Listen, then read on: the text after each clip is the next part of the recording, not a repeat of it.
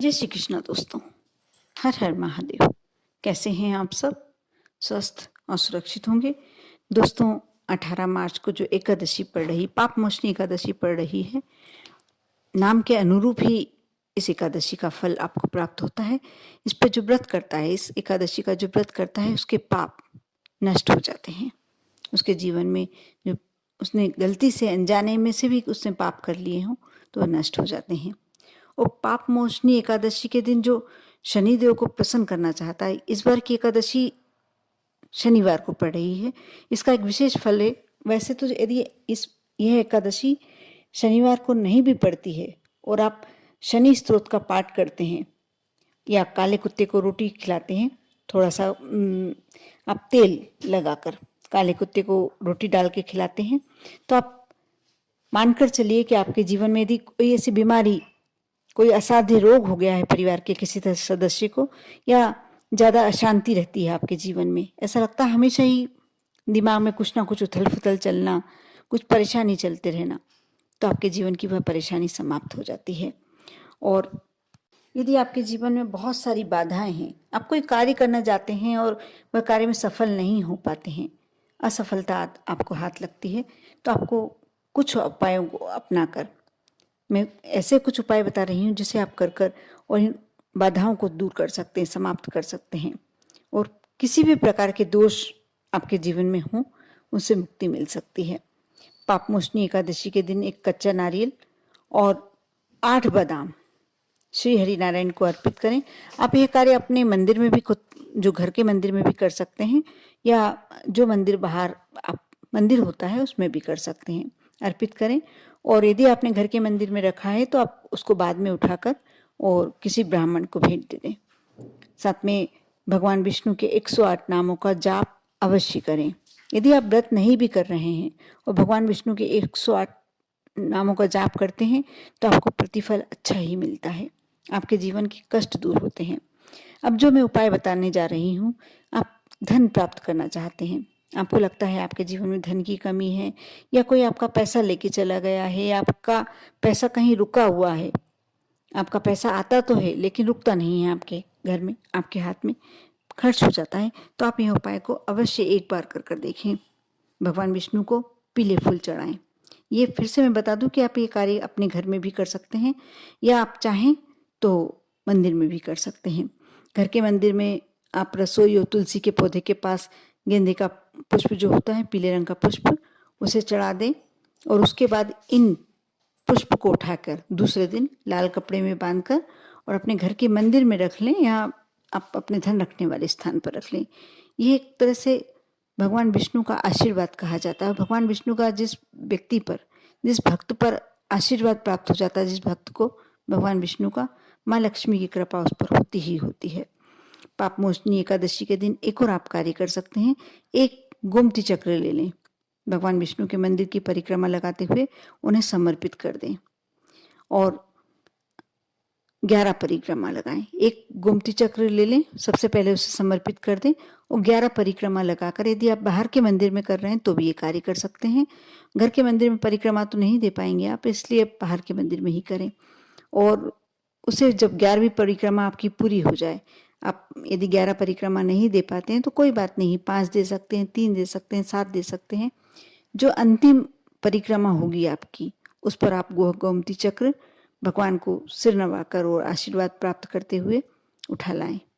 घर के किसी एक ऐसे स्थान पर रख दें, या तो अपने धन रखने, पैसे रखने वाले स्थान पर रख दें, या अपने रसोई घर में, किचन में, ऐसी जगह पर रखें जहां किसी दूसरे का हाथ ना पड़े। आपके घर में बरकत होने लगेगी, आपको ऐश्वर्य के सारे साधन प्राप्त होने लगेंगे। धीरे धीरे आपके यहाँ धन की बढ़ोतरी होने लगेगी। बहुत ही सिद्ध उपाय है, जिसने भी किया इसमें फायदा अवश्य पाया है। साथ ही आप अपने कार्यस्थल पर, ऑफिस में, या जो भी व्यावसायिक स्थल है आपका, वहाँ भी आप इस गोमती चक्र को पीले कपड़े में लपेट कर रख सकते हैं। पापमोचनी एकादशी के दिन सुबह और शाम आप यदि दोनों समय भगवत गीता का पाठ करते हैं तो उसका एक विशेष फल प्राप्त होता है। आपके जीवन में शांति का अनुभव होता है, आपके जीवन में सुख का अनुभव होता है। आप चाहते हैं कि आपके जीवन में हमेशा शांति बनी रहे, पैसा का आगमन होता रहे, और घर में क्लेश कम हो, बीमारियां कम हो, आकस्मिक दुर्घटनाएं कम हो, तो आप इस एकादशी के दिन अवश्य भगवत गीता का पाठ दोनों समय करें, बहुत ही अच्छा फल प्राप्त होता है। साथ ही नारायण कवच का पाठ भी कर सकते हैं, इसका भी बहुत ही शुभ फल आपको प्राप्त होगा। पापमोचनी एकादशी के दिन श्री हरि भगवान विष्णु और माता लक्ष्मी के सामने यदि आप 9 बाती का दीपक जलाते हैं, प्रज्वलित करते हैं और साथ में माँ लक्ष्मी के स्तोत्र का पाठ करते हैं, तो आपके घर में कभी भी धन धान्य की, आप ये मानकर चलें, इस जन्म में तो आपको धन धान्य की कमी होने नहीं वाली। आप यह जब भी साल भर में एक बार पापमोचनी एकादशी आती तो आप यह कार्य अवश्य करें। इससे आपके घर में कभी भी धन की कमी नहीं होगी। और पापमोचनी एकादशी के दिन एक और उपाय बहुत ही श्रेष्ठ होता है। आप पीपल के वृक्ष के नीचे आप रात के समय अखंड ज्योत, यानी आपको इतना उसमें तेल या घी जिसका भी लगा रहे हैं, दोनों चीज़ का लगा सकते हैं आप, चाहे तो घी का लगा सकते हैं, चाहे तो तेल का लगा सकते हैं। इतना बड़ा दीपक लें कि जिसमें पूरा पूरित कर दें उसे और रात भर जल पाए, उसे रखकर उसको आप कुछ कांच के यदि आसपास कहीं हैं तो आप ऐसे उसको ढक दें कि वह पूरी रात अखंड दीपक जले, अखंड ज्योत जले। और पीपल के पेड़ की 3 परिक्रमा लगाकर आप रात्रि में दीपक प्रज्वलित करके आएं, फिर 3 परिक्रमा लगाएं और अपने घर आ जाएं। आप देखेंगे कि आपके घर में धन का आगमन तेजी से शुरू हो जाएगा। आपको रास्ते नजर आने लगेंगे कि आप कहाँ से आपको कमाई होगी और कहाँ से कैसे आप पैसे कमा सकते हैं। इसी प्रकार लौंग, कपूर और हल्दी मिलाकर आप आटे का दीपक शमी के पौधे के पास अवश्य प्रज्वलित करें। ये कार्य आपको प्रदोष काल में सूर्यास्त के समय, संध्या के समय करना है। और ऐसा इसलिए भी करना श्रेष्ठ रहेगा क्योंकि इस बार की एकादशी शनिवार को पड़ रही है। शनिवार को जो एकादशी पड़ती है उसका एक विशेष प्रतिफल प्राप्त होता है। यदि शनिवार की एकादशी नहीं भी पड़ती है तो भी आप यह उपाय यदि करते हैं तो आपका इसका प्रतिफल बहुत ही अच्छा प्राप्त होता है। आपके जीवन की कैसी भी कमियां हों दूर होने लगती है। और सबसे पहले तो मैं ये बता दूं कि पापमोचनी एकादशी के दिन आप सुबह में एक कार्य अवश्य बता रही हूँ और आप सभी को जो ये वीडियो देख रहा है बिल्कुल करना ही चाहिए। मैं स्वयं करती हूँ और मैं आप लोगों के लिए विश्वास के साथ बता सकती हूँ। जो व्यक्ति ये करता है तो उसको पापमोचनी एकादशी नहीं, जितनी भी एकादशियाँ होती हैं उस पर अवश्य करना चाहिए। एकादशी के दिन आप तुलसी में जल नहीं समर्पित करते हैं, ये बात आप सभी को जानकारी में होगी, लेकिन तुलसी के गमले पर स्वास्तिक का चिन्ह अवश्य बनाएं, चाहे आप रोली से बनाएं, कंकु से बनाएं या हल्दी से बनाएं, लेकिन आपको तुलसी में जल समर्पित नहीं करना है।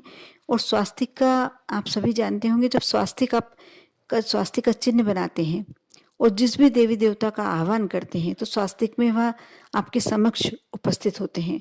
तुलसी के गमले में तुलसी को स्वयं माता लक्ष्मी का रूप माना जाता है। जब आप उसमें स्वास्तिक का चिन्ह बना के माँ लक्ष्मी का आह्वान करते हैं तो आपके घर में माँ लक्ष्मी की बढ़ोतरी होने लगती है, धन आने लगता है। आप तुलसी माता की पूजन करें और लाल कलावा धागा अवश्य समर्पित करें, लेकिन बस स्पर्श ना करें। 11 के दिन तुलसी माता को स्पर्श करना निषेध होता है। साथ में जल भी नहीं समर्पित करना चाहिए, लेकिन पूजन अवश्य करना चाहिए।